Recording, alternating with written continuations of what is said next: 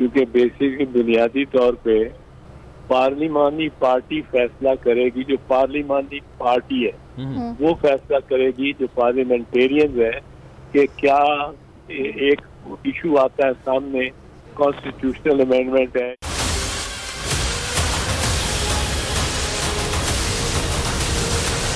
कमल साहब, एक बड़ी दिलचस्प बात है। सलमान वैसे किसी एक जमात का मुस्तकिल दुम छल्ला बनना या किसी एक जमात का मुस्तकिल नुमाइंदा बन जाना या किसी एक जमात का मुस्तकिल पिट्ठू बन जाना उससे हज़ार दर्जे बेहतर है कि आप सबके ऊपर तनकीद भी करते हैं और जिसकी अच्छी बात लगती है। सर आप मुझे तो नहीं कह रहा ना, ये मुझे तो नहीं कहा आपने। अमीर भाई बताइए आप। 5 मिनट पहले कुछ और यू टर्न भी नहीं होता ना, 5 मिनट के अंदर यू टर्न भी नहीं होता, ये बड़ा अफसोसनाक होता है। अच्छा इजाजत है जी। इमरान खान बदनाम हुआ है सर। कमल साहब, इमरान खान बदनाम हुआ है। कमल साहब के पास जाने। कमल साहब ये बताइएगा, ये अभी अमीर साहब ने बड़ी दिलचस्प बात की है और ऑन अ सीरियस नोट, मजाक भी चलता है, सीरियसनेस भी होती है। ये उन्होंने कहा है कि परवेज इलाही साहब बन तो जाएंगे वजीर आला, लेकिन वो किसकी साइड से बनेंगे ये अभी ट्विस्ट आना बाकी है। तो मैंने उनसे सवाल किया कि अगर वो जरदारी साहब और नून लीग की तरफ से बन जाते हैं तो पीटीआई ने क्या नून लीग के उम्मीदवार को वोट दे दिया?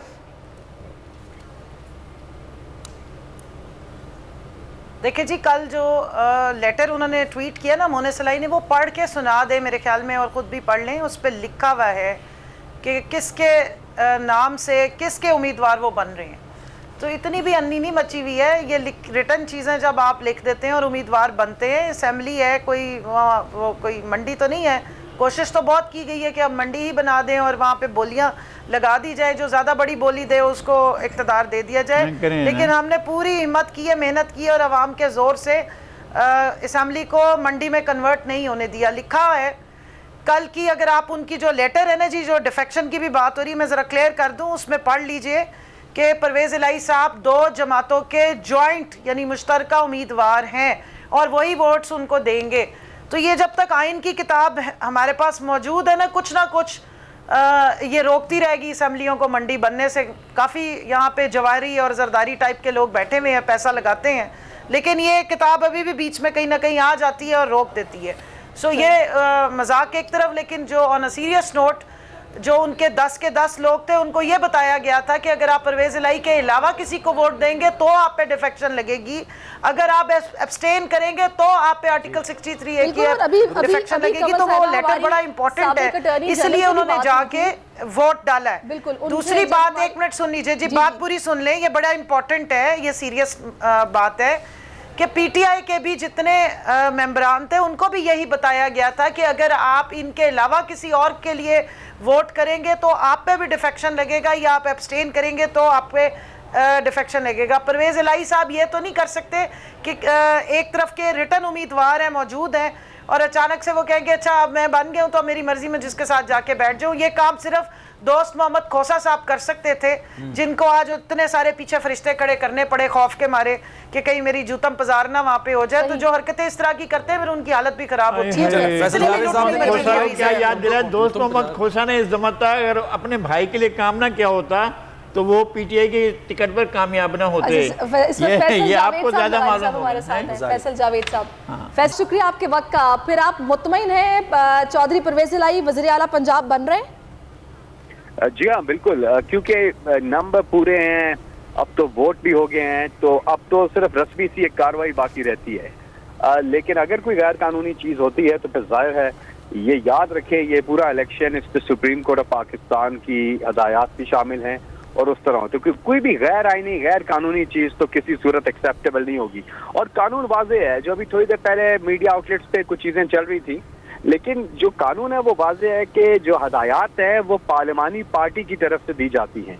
इन हदायत की खिलाफ वर्जी पर पार्लिमानी पार्टी हेड अगर चाहे तो जो डिक्लेरेशन है वो प्रिजाइडिंग ऑफिसर को फॉरवर्ड कर सकता है। तो यहाँ पर अब तो बताया जा रहा है कि जो मीडिया रिपोर्ट्स आ रही हैं कि 10 के 10 लोगों ने क्यू लीग को वोट डाल दिया, यानी कि परवेज़ इलाही को वोट डाल दिया। तो इसके बाद तो अब क्योंकि डेस्परेशन बहुत ज्यादा है, अभी सवाल फैसल साहब ये भी उठ रहा है कि क्या जो डिप्टी स्पीकर है वो इन वोट्स को काउंट करेंगे भी या नहीं काउंट करेंगे? अब किस कानून के तहत नहीं करेंगे ये सवाल है। वो लेटर के तहत नहीं कर पाएंगे सर। मैं अब कल परसों बल्कि राना सनाउल्लाह साहब की गुफ्तगू थी, उन्होंने कहा डिप्टी स्पीकर को रूलिंग दे सकते हैं हो सकता है वो रूलिंग। हाँ, लेकिन फिर वो अदालत में चैलेंज हो जाएगी ना, वो उसकी कोई वो टाइम गेम, आपको लग रहा है कि टाइम गेन करना है बस। ये सुबह से यही कर रहे हैं। 4 बजे पहले तो तौहीन अदालत के मुर्तकिब हुए हैं, क्योंकि बिला किसी वजह के इन्होंने बहुत देर से इलेक्शन शुरू किया, और उसकी वजह ये थी कि ये बीच खाना कोई लेन देन हो नहीं पा रही थी, उस चक्कर में थे कि कुछ हो जाए। लेकिन अब इनके हाथ से गेम निकल गया है, और देखें इसका क्रेडिट जाता है पाकिस्तानी कौम को, और वही पहरा भी दे रहे हैं। कोई ऐसी गलत चीज हुई ये कौम बर्दाश्त नहीं करेगी, कौम सड़कों पे निकलेगी। फैसल साहब, जो आपने लेन देन की बात की जो कि हो नहीं पा रही थी, ये जो आखिरी मोमेंट पे चौधरी शुजात साहब का लेटर या फिर जो भी हिदायत सामने आई है, इनमें फिर क्या लेन देन हुई होगी जो उन्होंने बोला कि भाई हम पीटीआई के कैंडिडेट को वोट नहीं देंगे? देखिए, ऐसा हुआ नहीं है, क्योंकि वोट भी दे दिया पीटीआई के कैंडिडेट को, और कानूनी तौर पे जो अगर कोई हदायत ऐसी मौजूद हैं तो उनकी हैसियत कोई नहीं है, यानी कि चौधरी शुजात की कोई हैसियत नहीं है। उनकी ज्यादा से ज्यादा जो किरदार है कानून के अंदर पार्टी हेड का, वो है कि अगर कोई डिफेक्ट कर जाए उन हदायत से जो पार्लिमानी पार्टी ने दी हैं, याद रखें, जो पार्लिमानी पार्टी ने हदायत दी हैं उनसे अगर डिफेक्ट कर जाता है, तब चौधरी शुजात जो हैं कार्रवाई के सिलसिले में पार्लिमानी पार्टी के हेड परवेज इलाही को लिखेंगे, और वो डिक्लेरेशन अगर परवेज इलाही चाहें तो आगे फॉरवर्ड कर सकते हैं। ये भी आर्टिकल 63A में वाज़े लिखा हुआ है। सही। फैसल जावेद साहब, क्या फिर अगर आप बना लेते हैं हुकूमत, लेट सपोज जो आप ये वोट तो पड़ गए, अब ये काउंट होंगे नहीं होंगे एक अलग मसला है, चलाएंगे पंजाब में हुकूमत कराएंगे? जी बिल्कुल। तो फिर ये जो आपका जो मुतालबा था वो तो फिर तो पीछे नहीं रह जाएगा जनरल इलेक्शंस का? नहीं, हमने बिल्कुल आप ठीक कह रहे हैं, हम अपने मुतालबे से कतई पीछे नहीं हट रहे। पाकिस्तान में इस वक्त आज जो डॉलर को आप देखें, महंगाई को आप देखें, बेरोजगारी को आप देखें, बिजली, पेट्रोल, डीजल, कोई और हल नहीं है। ये नहीं है कि पंजाब के इलेक्शन जीत के हम अपने हम तो अब पूरा जोर लगाएंगे, क्योंकि अब तो इनके पास कहीं पे कश्मीर में हमारी हुकूमत, गिलगित बल्तिस्तान में हमारी हुकूमत, पंजाब में हमारी हुकूमत इंशाल्लाह बन जाएगी। इसके अलावा खैबर पख्तूनख्वा में हमारी हुकूमत, नून लीग ना बलोचिस्तान में है ना सिंध में है, सिर्फ संजानी टोल प्लाजा से लेके 17 मील तक वहां तक के ये प्राइम मिनिस्टर रह गए हैं। तो तमाम तर मसाइल का हल है। फैसल भाई, यही सवाल ना मैंने अपने शो में कमर जमान कायरा साहब से कर लिया था, उन्होंने कहा सूबे, आप सिंध को भी तो सूबा समझे ना, सिंध भी तो सूबा इत्तेहादी है, लेकिन पीपल्स पार्टी की हुकूमत तो है ना, हम चलाएंगे बिल्कुल अगर पंजाब निकल गया। ठीक है, वो तो फिर जैसे हैं आपको पता ही है। अच्छा, हमारे वो लोग अभी देखिएगा आगे होता है क्या। हमारे जो साथी हैं और भी हैं, सितारों से आगे जहां और भी हमारे साथी हैं अमीर अब्बास अभी कह रहे थे कि अब आगे देखना ये होगा कि परवेज इलाही साहब वज़ीर आला होते किस जमात के हैं। तो अमीर अब्बास, अगर आप खुल के ये सवाल फैसल साहब से पूछना चाहें तो आप पूछ सकते हैं। नहीं,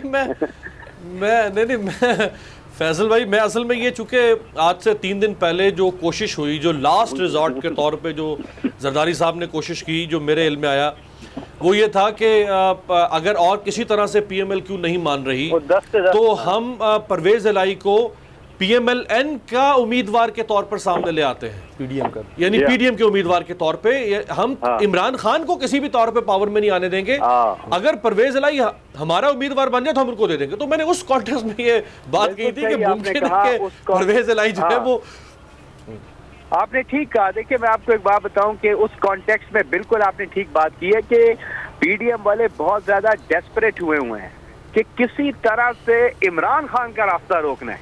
उसके लिए इन्हें कुछ भी करना पड़े, चाहे इन्हें बीजेपी से भी बात करनी पड़े तो ये करने को तैयार होंगे। तो वो बात आपकी बिल्कुल ठीक की आपने कि ये तो किसी भी हद तक जा सकते थे, लेकिन इस वक्त जो पब्लिक है ना जी, पब्लिक ने, मैं तो समझता हूँ इसमें क्यू लीग का कोई कमाल नहीं है, परवेज इलाही साहब का भी कोई कमाल नहीं है, इसमें तहरीक इंसाफ का भी नहीं है। इसमें अगर कमाल है तो पाकिस्तान की आवाम का कमाल है, इसमें कमाल है तो हक की आवाज उठाने वालों का कमाल है, बोल न्यूज का कमाल है, बाकी मीडिया चैनल्स का जो हक की आवाज उठाते हैं। क्योंकि ये कौम ने खुशी इस बात की है कि कौम ने फैसला कर लिया कि अब वो एक कौम बन रही है, वो हक और बातिल में ये बड़ी बात ये है। दूसरी चीज, मैं वाज़े कहता हूँ कि ये निज़ाम पाकिस्तान में नहीं चल सकता। आज अगर आप देखें, टेंशन लगी हुई है इतनी देर से, कौन किधर जाता है, क्या होता है, क्यू लीग इधर आती है, उधर आती है, वो खत, ये क्या बात है। अवाम के मैंडेट के मुताबिक चीफ एग्जीक्यूटिव आए ना बराह रास्त वोट से, तो जमहूरियत तो वो है, अवाम चाहती है कि वो वोट एक को देते हैं, आगे से नुमाइंदे जो हैं वो किसी और को देते हैं लेन देन करके। तो ये बिल्कुल नहीं, तो फैसल साहब बिल्कुल सही आप कह रहे हैं। आप लोगों का टारगेट है जनरल इलेक्शन की तरफ जाना, तो अभी आगे फिर होगा क्या? विफाक में ये लोग मौजूद होंगे, पंजाब में आप लोग मौजूद होंगे, फिर क्या किस तरीके से आप अपने इस टारगेट को अचीव करेंगे? साथ इनके बैठेंगे क्या जनरल इलेक्शन के लिए, या फिर क्या होगा? क्या सोच रहे हैं आप लोग? हम बैठ सकते हैं, अगर ये तारीख दे देते हैं इलेक्शन की तो फिर हम सर अगस्त 2023 तारीख है, 2023 अगर तारीख है तो फिर नहीं बैठ सकते हम। मतलब इसी साल होना है, इसी आप तारीख दें, 3 महीने बाद की तारीख दे दें, अगले हफ्ते के अंदर अंदर असेंबली डिसॉल्व करें, वरना फिर इमरान खान साहब अपना लायामल करेंगे और वो अवाम जो चाहती है वही। और वो क्या हो सकता है सर? जी लगारी साहब, वो यही हो सकता है कि वो असेंबलियां जो है वहाँ से शुरू करेंगे, पंजाब असेंबली को और खैबर पख्तूनख्वा असेंबली को डिसॉल्व करने से शुरू करेंगे। कैसे होगा ये हम पब्लिक से पूछेंगे, पब्लिक क्या चाहती है। पब्लिक अगर चाहती है कि हम गवर्नमेंट में रहते हुए जो है लॉन्ग मार्च करें और पब्लिक प्रेशर से एक पुरअमन एहतजाज की सूरत में हम मजबूर करें, तो वो एक रास्ता होगा। जी, मैं सुन रहा था राजा साहब की बात, और वो उनकी वही बात थी जो अनवर मंसूर साहब की बात थी कि अदालतें खुलनी चाहिए। और ये जो बेसिकली जो डिले था ना, अब समझ में आया कि 4 से 5, 6, 7, इसकी वजह सिर्फ ये थी कि अदालतों में जाने का टाइम भी ना रहे, रात हो जाए। तो मुझे लगता है कि ये एक बड़ा, देखिए यही वजह है कि खुलना चाहिए अदालतों को। लोग इश्तियाल में हैं, लोग ये इस बात को तस्लीम नहीं करेंगे जो मैंडेट छीना जा रहा है। अब इमरान खान थोड़ी देर में खिताब करेंगे, लाहौर में अगर कोई क्लैश होता है, खुदा ना खास्ता किसी को कोई जान जाती है, लोग लड़ते हैं आपस में, ये किसका, कौन इसका जिम्मेदार होगा? कोई जिम्मेदार बनेगा? ये बहुत ज़रूरी है कि चीफ जस्टिस उमर अताब बंदयाल इस सारी सिचुएशन का नोटिस लें और इसका फैसला करें। देखें, सुप्रीम कोर्ट कहे कि जनाब हमारा यही फैसला था, तो ठीक है, लोग उसको तस्लीम कर लेंगे, लोगों ने पहले भी तस्लीम किया। लेकिन अगर खुद अदालत का फैसला, आईन पाकिस्तान ये कह रहा है, तो उसके बाद भी अगर आप जो हकदार है उसको हक नहीं देंगे, और इतने बड़े लेवल पर आम आदमी को क्या आप निज़ाम की क्या बात करेंगे? किसको इंसाफ मिलेगा? अगर परवेज इलाही को, इमरान खान को इस मुल्क में इंसाफ नहीं मिल रहा, मुझे और आपको क्या इंसाफ मिलेगा? कि लोग क्या सोचेंगे? इस गवर्नमेंट पर किसका एतमाद रहेगा? और फिर ये कि अदालतें अगर एक इशू पर खुलती हैं और दूसरी पर नहीं खुलती, तो ये मुझे इस बात का अफसोस है कि ये मेरे अपने इदारे पर यह बात जाएगी। बिल्कुल, इदारे हैं तो ये मुल्क है, सुप्रीम कोर्ट ऑफ पाकिस्तान की तरफ नजरें हैं, उनको देखना चाहिए। बिल्कुल, जो हमारे जो 12-15 जजेस हैं, हमारी जो आला अदालत है, वो पूरी कौम उनकी तरफ देख रही है, क्योंकि जब भी आइन ये कहता है डिस्प्यूट अगर है किसी इशू पे तो अदालत फैसला करेगी। तो अब टाइम है, आप फैसला कर दें, आज ही फैसला करें, कल इसने हल्फ उठा लिया फिर वो चलता रहेगा, तो ये तो एक सर ये मजाक होता रहेगा ना। मतलब ये इंसाफ होता हुआ नजर नहीं आएगा। पिछले 3 महीने से 4 महीने से ये सूरत हाल इसी तरह की कशमकश है और यही चले, और ये मईशत में भी इसका बड़ा गहरा असर पड़ता है, और फिर ये सूरत हाल आगे बढ़ेगी। जी समी साहब, देखें, अब जो डॉलर है ना, वो 250 रुपए में भी मार्केट में अवेलेबल नहीं है, और अभी जिस तरीके से डॉलर की प्राइस जो है, रुपया नीचे गिरा है और इंटरनेशनल मार्केट में तेल फिर $106 पर बैरल आ गया है। ये इन्होंने 18 रुपये बढ़ाए थे, अब ये 50 रुपये बढ़ाएंगे। इलेक्शन गुजर गया और ये वो इश्यूज हैं जो कन्फ्रंट कर रहे हैं हमें, और एक सबसे बड़े सूबे की हुकूमत, बिकॉज इलेक्शंस की तरफ जाना है हमें। तो ये अगर इत्मीनान नहीं होगा, वो चीज़, political stability is must to have economic stability. तो जो आज हुआ है, क्या ये पाकिस्तान में सियासी इस्तेकाम लेके आएगी? मुझे आप अपने दिल पर हाथ रख के बताएं। किसी कीमत पर भी सियासी इस्तेकाम नहीं है। सही। अच्छा, अभी समी साहब, फैसल चौधरी साहब ने भी ज्वाइन किया है, माहिर कानून है, फवाद साहब के भाई हैं। फैसल साहब, बहुत शुक्रिया आपके वक्त का। फैसल साहब, ये प्रोसीडिंग जो कि आपने देखी आज पंजाब असेंबली में, इज इट लीगल? और जो कांटेक्ट किया गया दोस्त मजारी साहब ने चौधरी शुजात से, वो भी लास्ट मोमेंट पे, और वो जो खत आया, क्या ये सब ठीक था? Mohtama, with respect, I am here as brother of political party's leader, or am I here as a law expert? तो I would request you as a law expert. Secondly, आपका सवाल ये है, can you please repeat your question? Hello. में आज जो proceeding हुई है पंजाब असेंबली में, क्या ये लीगल थी? और जो कांटेक्ट किया गया, जो खत दिखाया गया, इज इट लीगल? है, अनकॉन्स्टिट्यूशनल है, आइन की वायलेशन है। डिप्टी स्पीकर साहब अपने ओहदे से भी जाएंगे, वो कंटेम्प्ट भी भुगतेंगे और वो जेल भी जाएंगे। आज उन्होंने जमहूरियत का खून किया है, आइन का खून किया है और कानून का खून किया है। और आज जो मिसाल कायम हुई है बाद में जो ये इन्होंने की है दोस्त बाजारी ने, ये पाकिस्तान की जो सियासी तारीख है उसमें एक बदनुमा दाग है। और मुझे उम्मीद है कि अदालतें जो हैं इनके ऊपर कोई एक्शन लेंगी। सही। आपके ख्याल में अदालतों को अभी खुलना चाहिए, क्योंकि कल तो फिर वो ओथ ले लेंगे, फौरी तौर पर इस सियासी बहरान का हल निकलना चाहिए? देखिए, बात यह है कि ये तो अदालत अगर सो मोटो लेती है उनके ऊपर है, लेना चाहिए। जो इस तरह से ये काम हुआ है ये बिल्कुल। अच्छा, एतजाज हसन साहब हमारे साथ मौजूद हैं, जरा उनसे बात कर लेते हैं। एतजाज साहब, अस्सलाम वालेकुम। सर कैसे हैं? खैरियत से हैं सर? आज जो कुछ हुआ आपने देखा होगा सर, ये क्या इस तरह से हो सकता है? मैं सिर्फ ये पूछूं आपसे, अगर ये हो सकता है मतलब तो वो तो होता है ना फिजिकली तो हो गया है, हो सकता क्या है, वो हो गया है।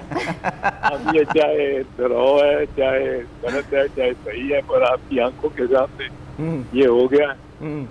लेकिन सर ये जो 10 अराकीन का वोट सिर्फ इसलिए मुस्तरद किया गया क्योंकि काफ लीग के सरबराह चौधरी शुजात हुसैन साहब ने कहा था कि जो उनके अपने नॉमिनी है, जो कैंडिडेट है, वो भी वोट अपने आप को नहीं डाल सकते। सर माजी में कभी ऐसी कोई मिली है तारीख आपको, मतलब कुछ है ऐसा या ऐसा हो सकता है?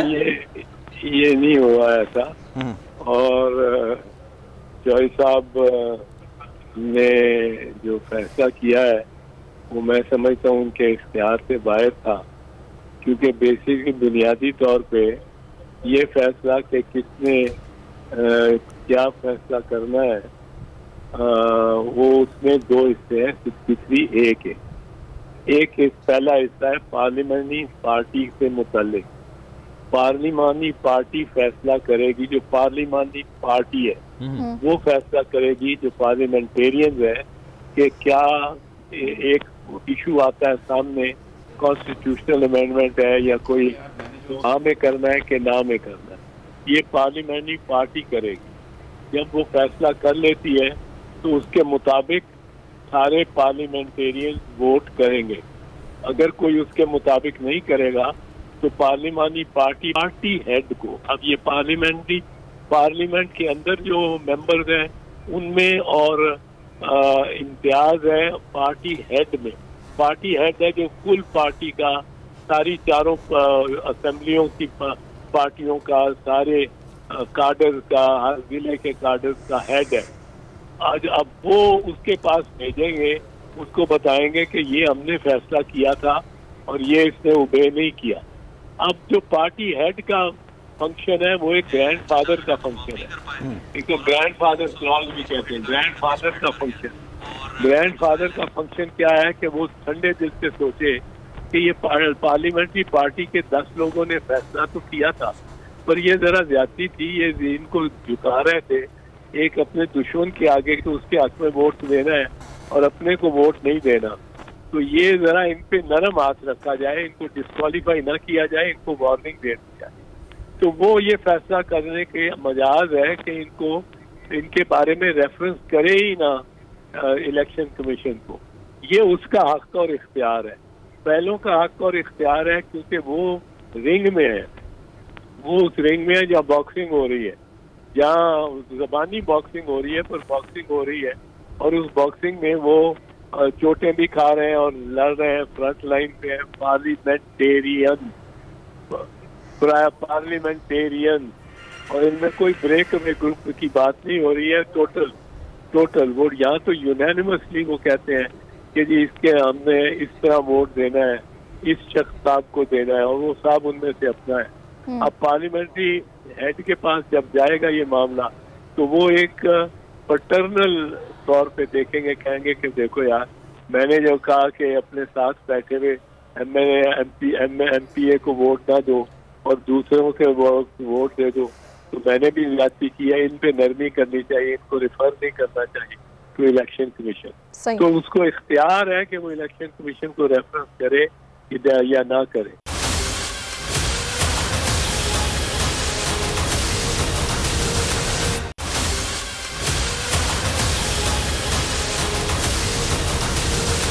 इत्तेज़ाज़ साहब, जो ये दोस्त मज़ारी साहब ने रब्ता किया है लास्ट मोमेंट पे, वो क्या वो ख़त रिसीव करना और उनसे फ़ोन करके उसकी तस्दीक करना, क्या ये उनका इख्तियार था इस मौके पर?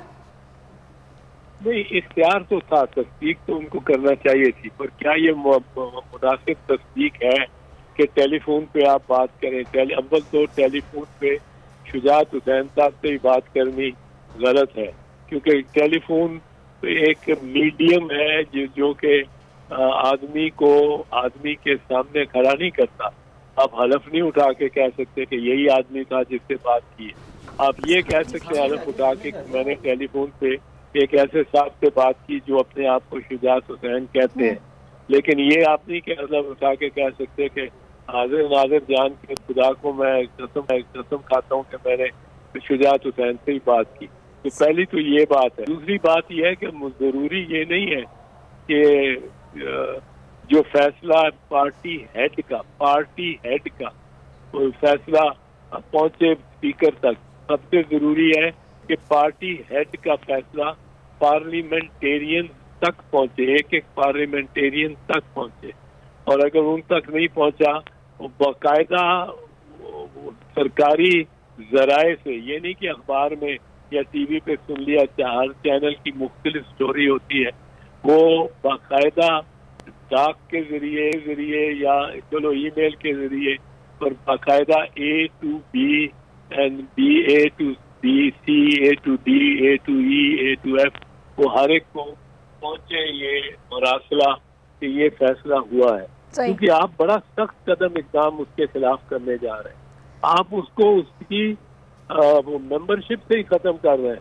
वो 6 महीने हुआ इलेक्शन लड़ के आया हो और आप उसको मेंबरशिप से ही खत्म कर रहे हैं और उसको इतला ही नहीं दे रहे कि जी ये हुआ है।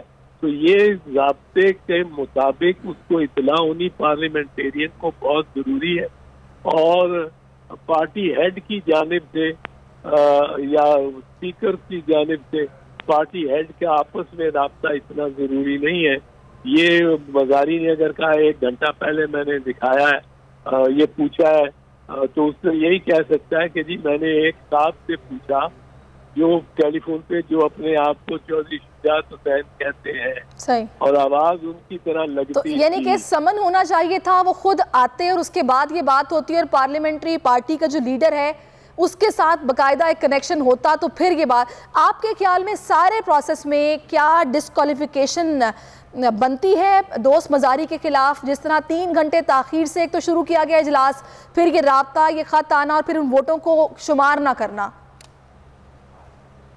नहीं, इन पे रेफरेंस तो नहीं बनती। वोट ऑफ नो कॉन्फिडेंस हो सकता है, वो होता है जो पार्लियामेंट के फ्लोर पे ही होता है, किसी अदालत के सामने इसको लेके नहीं जाया जा सकता। स्पीकर को, डिप्टी स्पीकर को वो कहेगी कि जी आप फ्लोर पे फैसला करें, फ्लोर पे हो सकता है, पर ये एक नाकस फैसला जरूर है जिसमें नक्स है, और ऐसा नक्स है जिस नक्स की वजह से, और ऐसा सुकम है जिस सुकम की वजह से फैसला कलअदम है। ये फैसला कलअदम करार ही नहीं दिया जा सकता। ये फैसला है ही कलअदम, सिरे से ही एब इनिशियो वॉइड है। सही जी। जमील फारूकी आपसे सवाल करना चाह रहे हैं। जी जी बैरिस्टर साहब, सबसे बड़ी बात तो ये है कि ये 9 और 10 अप्रैल को जो कुछ हुआ उसकी रिपीट टेलीकास्ट लग रही है। जो पार्लियामान की कार्रवाई है वहां मामला अलग था, यहाँ अलग, वहां डिप्टी स्पीकर, यहाँ डिप्टी स्पीकर, लेकिन उस वक्त अदालतें खुली रात के 12 बजे। आपको नहीं लगता कि आज खुद नोटिस इसके ऊपर होना चाहिए हमारी मौजूद अदलिया की जानिब से? मैं तो वैसे आज खुद सिस्टम के खिलाफ ही हूँ कुल्ली तौर पे। इसको बड़ा रिस्ट्रिक्ट होना चाहिए, पर अगर एक दफा किया है तो दूसरी दफा भी करना तो लाजिम होता है। कंसिस्टेंसी होनी चाहिए अदालत में। वो मैं कंसिस्टेंटली ये सुओ मोटो ज्यूरिसडिक्शन के खिलाफ हूँ, क्योंकि इससे बहुत बहुत गलत फैसले दिए हैं अदालतों ने इसको इस्तेमाल कर। सही।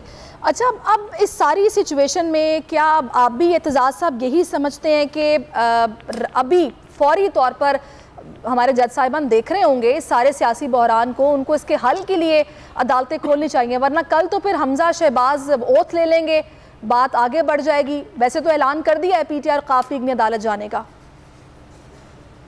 हाँ नहीं, पर ये मामलात होते हैं अमूमन ऐसे दिनों में जब आगे हफ्ता और इतवार आ रहा, और हफ्ता और इतवार अदालतें भी बंद होती हैं, आला अदालतें बंद होती हैं, और छोटी अदालतें भी इतवार को बंद होती हैं। तो ये मुश्किल होता है किसी वकील को भी अदालत तक पहुंचना। तो इसमें अगर वो उसका हलफ तो रुकवाना ज़रूरी है, क्योंकि वो पहले दिन से ही, जिस दिन से वो वजीर आला बने हैं हमजा शरीफ, तो वो वजीर आला नहीं बन सकते थे।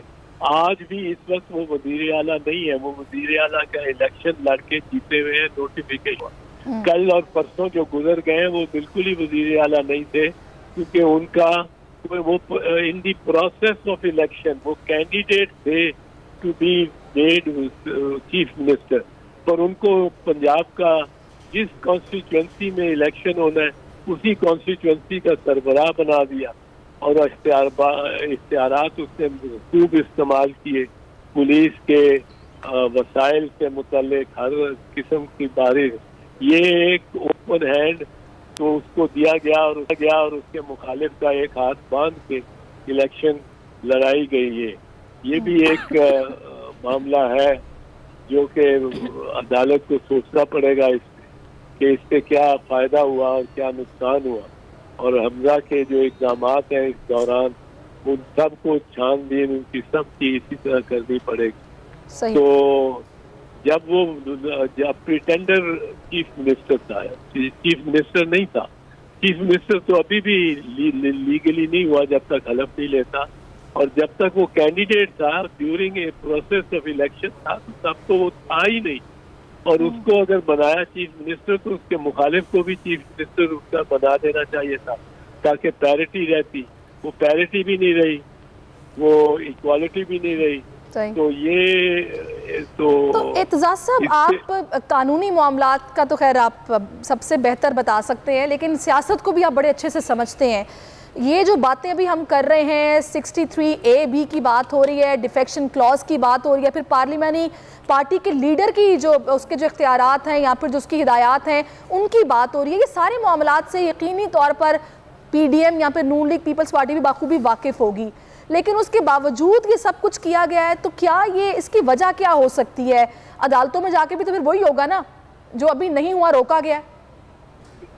नहीं, इसमें एक्चुअली अगर हिस्ट्री में जाए, अब वो हिस्ट्री में जाने का वक्त नहीं है। 1963 से जब ये पॉलिटिकल पार्टीज एक्ट आया, उससे पहले अयूब खान ने मार्शल लॉ के तहत सारी पॉलिटिकल पार्टीज बंद कर दी थी। उसके पहले जो पॉलिटिकल पार्टीज थी वो रोलर को वो रिवॉल्विंग डोर प्राइम मिनिस्टर कहलाता था, और बड़ी उनमें अप एंड डाउन होता था।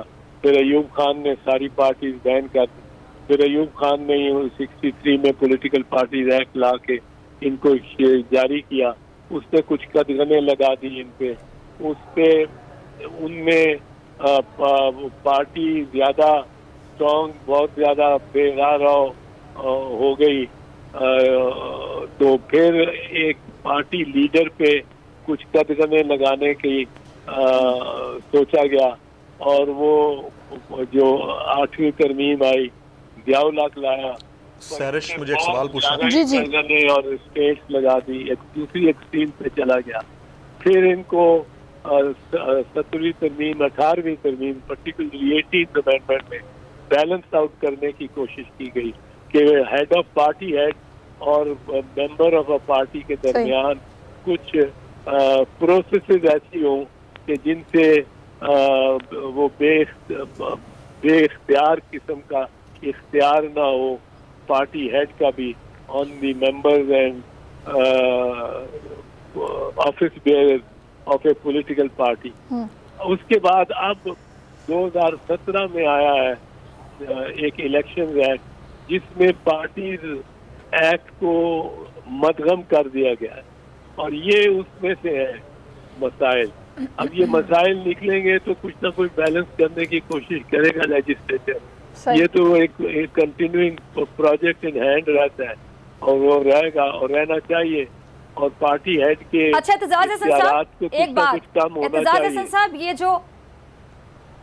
ये आइन में इतनी पेचीदगियां तो नहीं है, मतलब आइनी पेचीदगियां सामने आ जाती हैं जी, फलां आर्टिकल क्या कहता है, फलां आर्टिकल क्या नहीं कहता है, इसका कानूनी हैसियत क्या, आइनी हैसियत क्या है। अब जैसा कि आप वाज़े बता रहे हैं कि जी जो फैसला है आप उसको गलत करार दे रहे हैं, जो पार्टी सरबरा है उसका फैसला नहीं बल्कि फैसला पार्लियामानी कमेटी का ही कबूल होगा, तो फिर यानी ये बात डिप्टी स्पीकर को भी पता होनी चाहिए थी। उन्होंने अगर आइन की आर्टिकल 6 की खिलाफ वर्जी की है तो क्या उनके खिलाफ भी ये जो गद्दारी का मुकदमा है वो चलेगा, जैसा कि असद कैसर, कासिम सूरी, इमरान खान साहब के खिलाफ चलाए जाने का इरादा किया जा रहा है? नहीं नहीं नहीं नहीं, आर्टिकल 6 किसी पे भी नहीं चलता दीदी, ये मैं पहले भी कह चुका हूँ, ये किसी पे नहीं चलता। ये बिल्कुल बड़ा एक्सट्रीम पोजीशन में चलता है। आइन की खिलाफ वर्जी हर रोज पाकिस्तान में 20,000 आइन की खिलाफ वर्जी होती है। हर डिप्टी कमिश्नर, हर पुलिस वाला, हर कमिश्नर, हर चीफ सेक्रेटरी, हर ये खिलाफ वर्जियां जो ऑर्डर अगेंस्ट द लॉ करते हैं, हाई कोर्ट से खिलाफ वर्जियां होती रहती हैं। वो खिलाफ वर्जियां होती हैं और सुप्रीम कोर्ट जब हाई कोर्ट के फैसले को सेट असाइड करता है तो वो कह रहा होता है कि तुम्हारा फैसला, आपका फैसला आइन के मुताबिक नहीं है, और उससे फांसी नहीं लगा देते आप हाई कोर्ट के जज को कि उसने आइन की खिलाफ वर्जी की है। उसपे जो सेशन जज फांसी की सजा देता है एक मुल्जिम को, कातिल की कत्ल के मुल्जिम को, वो अगर बरी हो जाए हाई कोर्ट से तो उसको सेशन जज को फांसी की सजा नहीं लगा देते कि आपने आर्टिकल 6 की वायलेशन की है और सुप्रीम को ये कॉन्स्टिट्यूशन की वायलेशन होगी। कॉन्स्टिट्यूशन की वायलेशन सिर्फ ऐसी आर्टिकल 6 में आती है जो परवेज मुशर्रफ जिसपे केस चला लेकिन खत्म नहीं हुआ पूरी तरह, जियाउल हक, याया खान और अयूब खान, वो बंदा जो कहता है कि मैं कानून हो गया हूँ, आज से मेरे कलम से जो लिखा जाएगा वो कानून होगा, आपका कोई आइन नहीं, कोई कानून नहीं। आइन को मुकम्मल तौर पे मिसमार करता है, आइन को बिल्कुल कहता है कि 12 सफ़े की किताब है जिसको मैं फाड़ देता हूँ। वो इस तरह की जो बातें करता है और उन पे अमल करता है और तो फिर वो उस पे आर्टिकल 6 लगता है, हर किसी पे आर्टिकल बिल्कुल इतना आसान नहीं है ये। जमील फारूकी आप भी सवाल करना चाह रहे हैं?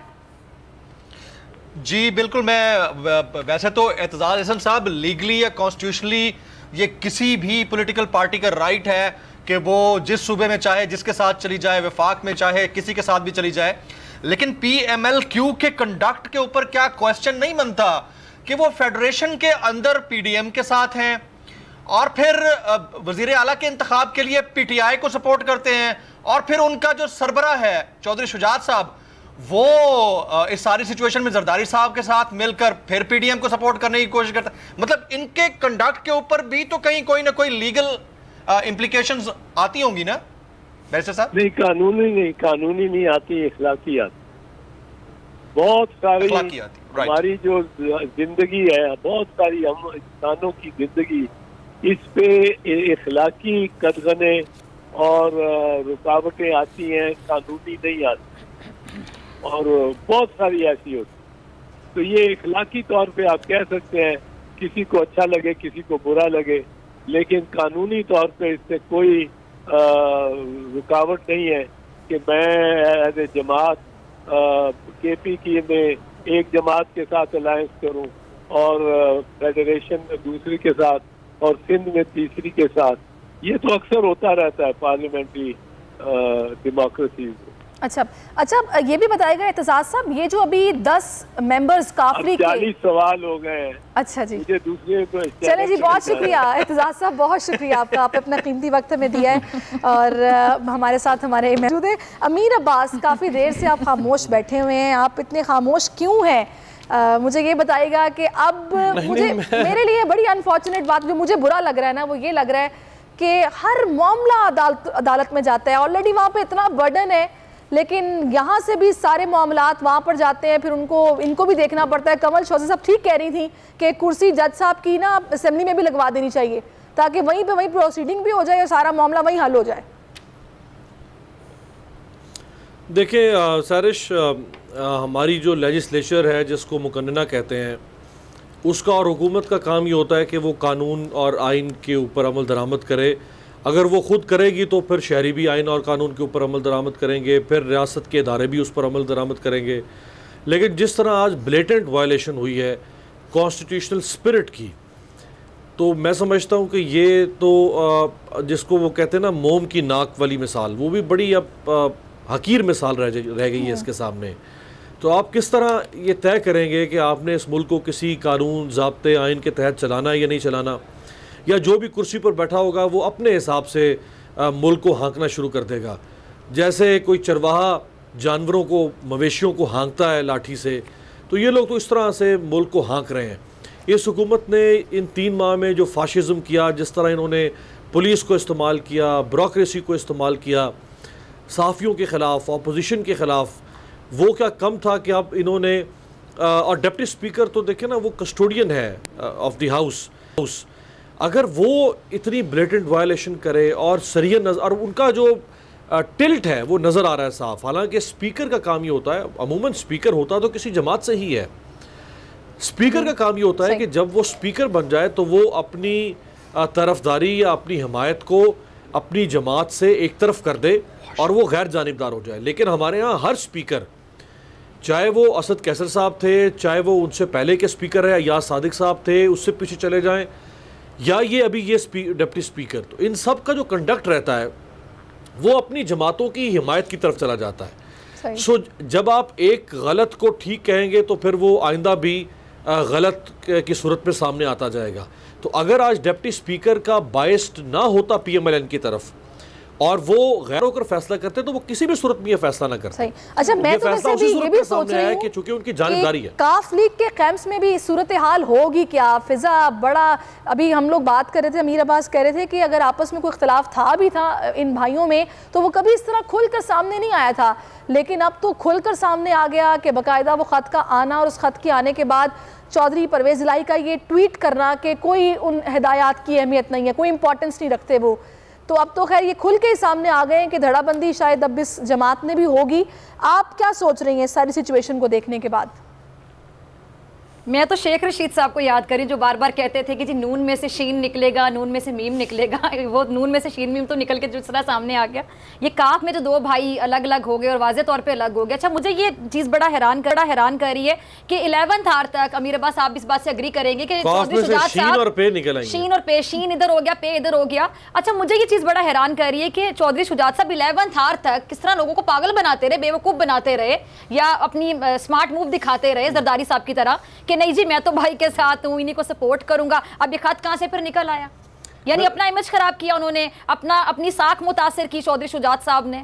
हालांकि चौधरी शुजात जो हैं वो और चौधरी परवेज़ इलाही, इन दोनों की सियासत भी बड़ी टिपिकल सियासत है जो पाकिस्तान में सियासत होती है, लेकिन इन दोनों को बहुत रख रखाव वाला सियासतदान। अच्छा, बड़ी रिस्पेक्ट थी इनकी, बड़ी इज्जत की निगाह से देखा जाता है मेरे पास इनको पंजाब में, और इनको बड़ा रख रखाव वाला सियासतदान समझा जाता है। जी, जी। लेकिन जो काम चौधरी शुजात हुसैन ने किया है, ये इस उम्र में और इस बीमारी के साथ उन्होंने एक अच्छा अपने लिए एक, आप जिसे कह लेना कि आप जाते हुए क्या आप सियासत से उनका मतलब तकरीबन एग्जिट किया ना, अपनी साख को मुतासिर किया। उनका तकरीबन देखिए उनका पॉलिटिकल करियर जो है वो तकरीबन इस वक्त दी एंड पे पहुंच चुका है। इस वक्त उन्होंने ये अपने साथ कोई सुर्खाब का पर नहीं लगाया, बल्कि ये एक बदनामी का टीका लिया है। जिस वक्त चौधरी परवेज़ इलाही वोट ऑफ नो कॉन्फिडेंस के वक्त इमरान खान की, इनकी आपस में एक यानी PDM और चौधरी बरादरान के दरमियान एक रस्साकशी थी, जिसमें PDM उनको अपनी तरफ खींचती थी, इमरान खान उनको अपनी तरफ खींचते थे, और चौधरी बरादरान तकरीबन पीडीएम के साथ मिल चुके थे, दुआएं खैर हो चुकी थी, यानी परवेज इलाही साहब उनके साथ पंजाब के में सारे मामला तय पा चुके थे। तो उस वक्त शदीद रिजेंटमेंट आ रही थी PMLQ के वोटर्स की तरफ से, ना सिर्फ पाकिस्तान में बल्कि ओवरसीज पाकिस्तानी जो है उनमें बहुत बड़ी तादाद है, मैं आपको बताऊं PMLQ के वोटर्स की, क्योंकि जहां जो कौफली का गढ़ है जिसमें ये सेंट्रल पंजाब का इलाका है, जिसमें गुजरात, जेलुम, गुजर खान, मंडी बहाउद्दीन, यहाँ पे कौफली का बड़ा स्ट्रॉन्ग फुट होल्ड है। तो यहाँ के लोग चूँकि बहुत बड़ी तादाद में बाहर हैं, तो मुझे उस ज़माने में यानी आज से 3.5 माह पहले जब ये सारी सूरत हाल थी तो बहुत सारे ओवरसीज़ पाकिस्तानियों की कॉल्स आई कि हम कौफली के वोटर हैं और ये हमारी लीडरशिप क्या कर रही है, यानी ये किन के साथ जाके मिल रही है, चोर और डाकुओं के साथ जाके मिलके हम वोट ऑफ नो कॉन्फिडेंस। अच्छा, खत में उन्होंने कहा है ये तमाम वो 10 मेंबर्स हैं जिनके नाम मेंशन किए गए हैं और 21 जुलाई मेंशन है यहाँ पर, डेट 21 जुलाई, और उसमें यही बताया गया कि ये तमाम मेंबर्स जो हैं ये वोट नहीं देंगे।